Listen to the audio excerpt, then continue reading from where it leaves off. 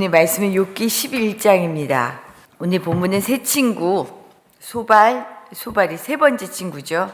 소발이 욥에게 하는 이야기인데, 욥이 엘리바스 그리고 빌닷과 이야기하는 것을 본 소발이 오늘 친구들의 조언에도 너무나 굴하지 않고 끝까지 자기가 무고하다, 이 말은 즉 자기가 의롭다라고 하는 거거든요. 자기의 의로움을 주장하는 욥을 향해 아주 말이 많은 어리석은 사람이다라고 매도하면서 그를 책망하는 내용입니다. 욥의 세 친구들에게는 공통점이 있어요. 뭐냐면 하나님을 향한 절대 신뢰입니다. 너무나 중요한 모습이죠. 정말 중요한 모습인데, 그런데 이 신뢰가 자신들의 경험과 지식에 갇혀 있자 정말 무자비합니다. 우리가 이것을 잘 봐야 해요. 우리 믿는 사람들이. 종교 전쟁만큼 무서운 전쟁이 없다라고 얘기하죠. 자기 신앙이 굳건하면 굳건할수록 그게 근데 자기의 지식과 경험에 갇히면 정말 무자비하게 돼요.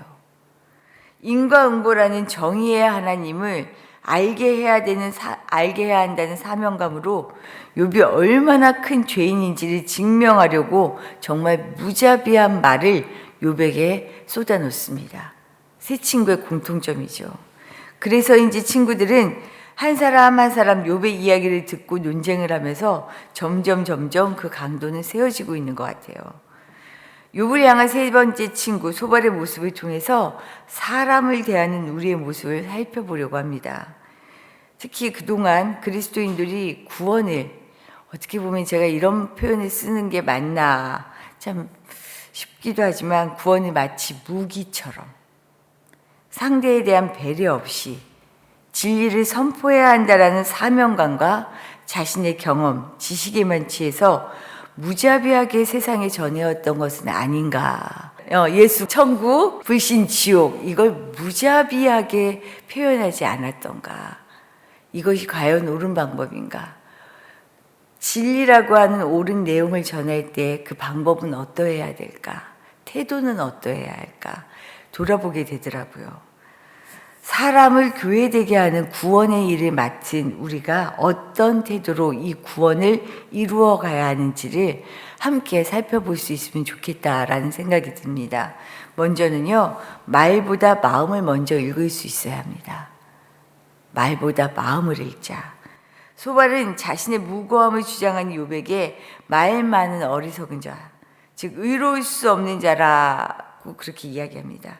이런 욥의 자기를 의롭게 여기는 자기 자랑을 더 이상은 내가 들어줄 수가 없다라고 얘기해요.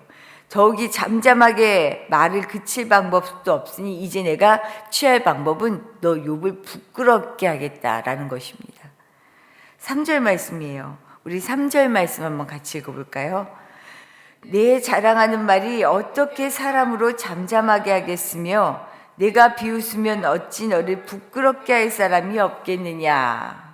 지금 소발이 욥을 향해서 이런 말을 하고 있는 겁니다. 그래서 4절에서 6절을 통해 자신이 나서서 말하는 목적을 분명하게 밝히고 있어요. 자신의 길은 정결하고 주께서 보시기에도 자기가 깨끗하다고 여기는 욥을 주께서 깨우쳐 주셔야 한다라는 사명감이 있다라는 겁니다. 이 사명감을 가지고 지금 욥에게 이야기하겠다라는 거죠. 소발이 보기에 지금 욥은 하나님께 항변할 것이 아니라 자신의 어리석음을 탓해야 한다라고 믿고 있었기 때문입니다. 맞아요. 사실은 나는 잘못이 없는데 라고 얘기하는 욥이 얼마나 교만해 보였겠어요. 그리고 어떤 상황에서도 이렇게 말을 하는 게 굉장히 이건 틀렸어, 아니야 라고 보였겠죠. 그런데 정말로 이 사람이 왜 이렇게 이야기하는지를 들을 수 있는 마음이 필요하지 않았겠어요. 소발은 욥과 하나님 사이에 무한한 질적인 차이를 거론합니다. 그러면서 그를 반복하죠. 우리 7절 말씀도 한번 다시 읽어볼게요. 7절입니다. 내가 하나님의 오묘함을 어찌 능히 측량하며 전능자를 어찌 능히 완전히 알겠느냐. 하늘보다 높으시니 내가 무엇을 하겠으며 수월보다 깊으시니 내가 어찌 알겠느냐. 이 말씀이 뭐냐면 한마디로 내가 하나님에 대해 뭘 안다고 지금 그러고 있어 라는 얘기예요. 하나님은 인간의 모든 경험과 지식을 다 동원해도 알 수 없는 분이다. 우리 사람은 하늘 아래 그리고 수월의 윗세계만 겨우 알 수 있지만 하나님은 하늘과 수월의 영역까지 주관하는 분이다 라는 것을 지금 말하죠. 그런데 그런 영역까지 다 통달한 사람처럼 욥이 지금 말하고 있다면서 네가 어찌 알겠어? 너는 그렇게 알 수 있는 존재가 아니야 라고 얘기하는 거예요. 하나님이 재판하시면 그 앞에서 자기 죄를 숨길 수 있는 사람이 없고 멀리서나 가까이에서 이미 모든 것을 아시고 보시는 분이니 욥 스스로 자신이 얼마나 허망한 사람인지를 알아야 한다라고 얘기하는 거예요. 그래서 이 허망함을 알게 하려고 무자비한 말을 쏟아놓는 거죠. 너 안 돼. 네가 죄인이야. 끊임없이 얘기를 해요. 말을 통해서 지금 욥이 자기를 알아차렸으면 좋겠는 거예요. 소발의 이 모든 말은 욥에게 하나님을 제대로 인식시키기 위한 말입니다. 독하게 현실 인식을 지금 시키고 있는 거죠. 욥이 스스로를 알아차리게 하기 위한 노력이지만 결코 독한 말로 사람이 바뀌지 않잖아요. 지난주 말씀을 통해서도 드렸지만 말 자체로 사람이 바뀐다라고 하는 것은 우리의 착각입니다. 그리고 욥이 하는 말에 꼬투리를 잡듯이 이어지는 대화는 이미 감정적으로 서로에게서 갈라서 있어요.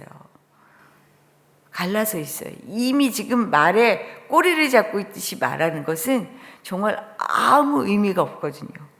나는 옳고 너는 그르다라는 것이죠. 이미 틀린 생각이라는 전제로 가르치고자 하는 마음뿐입니다. 친구에게는.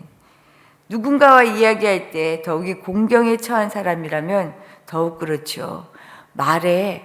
말 자체에 휘둘려서는 안 됩니다. 말의 의미, 그 말을 하는 사람의 마음을 읽으려 해야 말이 되어지지요. 모든 만남에서 가장 중요한 것은 말보다 마음을 읽으려는 노력이에요. 말에 꼬투리를 잡고 이거 틀렸어 잡아내려고 하면 그 말은 무성한 말이 오가지만 말이 되어지지 않습니다. 욥을 위로하기 위해 찾아온 새 친구의 가장 큰 실수가 욥의 마음을 놓친 것 아닌가라는 거예요. 하나님을 알려주고 싶었는데 하나님은 그런 분이 아니야 라고 알려주고 싶었지만 그들이 말을 꼬리 잡듯이 하는 말 속에서는 그 능력이 나타나지 않은 거죠. 사람의 진심을 읽으려는 마음이 위로고 감동입니다. 이런 마음만큼 소중한 것이 없는 것 같아요. 그래서 오늘 우리가 두 번째로 나눌 말씀은 우리가 누군가를 만나고 이야기하고 그 사람의 이야기를 듣고 할 때 이런 태도가 필요한 것 같아요. 함께 답을 찾아가는 겸손이 필요하다. 내가 알아서 가르치는 것이 아니고요. 함께 답을 찾아가겠다라고 하는 겸손한 그 마음, 사랑이 필요한 거죠. 하나님을 우리가 알고 있지만 하나님의 영역이 어때요? 너무 넓다라고 끊임없이 친구들이 말하잖아요. 근데 이 친구들도요, 이 넓으신 하나님의 영역을 다 깨닫지 못하고 자신들이 아는 하나님을 알리는 것에 그쳤던 거죠. 소발 역시 다른 친구들과 마찬가지로 욥이 회개해서 다시 희망을 얻기를 조언합니다. 이 부분에 틀린 말이 하나도 없어요. 회개의 구체적인 방법과 회개의 유익이 무엇인지 그 결과까지 제시하면서 얘기하고 있어요. 우리 13절, 14절 말씀 한번 같이 읽어보도록 하겠습니다. 13, 14절입니다. 만일 내가 마음을 바로 정하고 주를 향하여 손을 들 때에 내 손에 죄악이 있거든 멀리 버리라. 불의가 내 장막에 있지 못하게 하라. 그가 제시한 회개 방법은 마음을 바로 정하고 주를 향하여 손을 들되 죄악을 멀리하여 불의가 자신의 장막에 있지 못하게 하는 것. 이게 지금 회개의 방법이에요. 이것을 제시합니다. 그렇게 하면 이런 방법으로 회개한다면 두려움과 환난에 대한 기억에서 놓일 것이다. 그리고 빛과 희망 속에서 안식을 누리게 될 거야 라고 15절 이하에서 얘기해요. 그러니 이제 회개하고 하나님 앞에 손들고 나아가라 라고 얘기하는 거죠. 정말 당연히 틀린 말이 아니죠. 우리가 교회 안에서 서로에게 누누이 하는 말 가운데 하나입니다. 잘못했으면, 죄가 있으면 마땅히 회개로 나아가 회복을 이루어야 합니다. 그런데 계속해서 새 친구가 범하고 있는 잘못은 욥에 대한 공감은 1도 없어요. 공감은 전혀 없습니다. 그러면서 그가 틀렸다라고 하는 그 전제를 놓고 훈계하는 것에 집중하고 있어요. 회개 역시도 마찬가지였어요. 너가 죄가 있으니까 너 빨리 돌아와야 돼. 훈계에 지금 집중하고 있는 거죠. 어떻게 해서든지 욥을 하나님께 돌아오게 하려는 새 친구의 말과 행동이 실상은 잘 들여다보면 자기들의 생각을 관철시키려는 고집일 수 있습니다. 내가 옳다라고 하는 그 전제, 그 생각을 관철시키죠. 이들의 고백처럼 하나님의 깊이와 넓이를 다 알 수 없는 제한된 인간이라고 하는 지적은 상대방에게만 적용되어질 얘기가 아니고 나에게도 언제나 적용되어야 한다는 것을 잊어서는 안 돼요.